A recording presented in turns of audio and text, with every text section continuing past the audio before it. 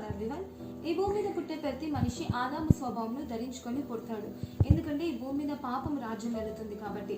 So ఆదాము స్వభావం ఏంటంటే, ఆదాము స్వభావం ఎప్పుడు కూడా ఈ లోకంలో ఉన్న బ్యాడ్ చాయిసెస్ వైపు, ఈ లోకంలో ఈ మనుషులు ఎన్నుకున్న అంటే ఈ లోకానుసారంగా ఉన్న చాయిసెస్లోకి ఆ స్వభావం మనల్ని నడిపిస్తుంది.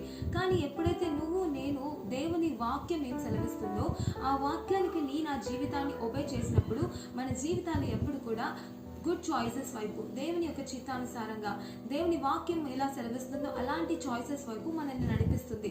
చూడండి, వాక్యం సెలవిస్తుంది ల్యూక్ చాప్టర్ 11:38లో, he replied, blessed rather those who heard the word of God and obey it.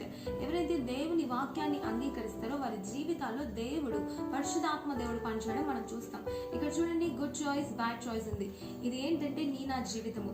మన జీవితం ఎప్పుడైతే ఆదాము స్వభావంతో పుట్టుంటుందో, చూడండి ఆదాము స్వభావం ఏం చేస్తుందంటే ఎప్పుడు కూడా బ్యాడ్ చాయిసెస్ వైపే ఆకర్షిస్తుంది మనిషిని. కానీ నా జీవితము ఎప్పుడైతే పరిశుద్ధాత్మ దేవునితో, ఈ వాటర్ పరిశుద్ధాత్మ దేవుని సూచిస్తుంది.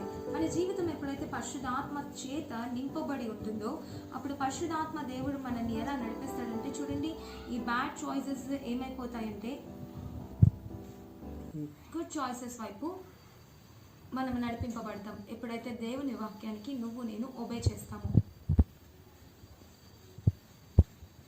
అందుకే నా జీవితం ఎప్పుడైతే వాక్యంతో నింపబడి ఉంటుందో మన జీవితాలు బ్యాడ్ చాయిసెస్ వైపు కాకుండా గుడ్ చాయిసెస్ వైపు పరిశుద్ధాత్మ దేవుడు మనల్ని గైడ్ చేస్తాడు. ఆమేన్.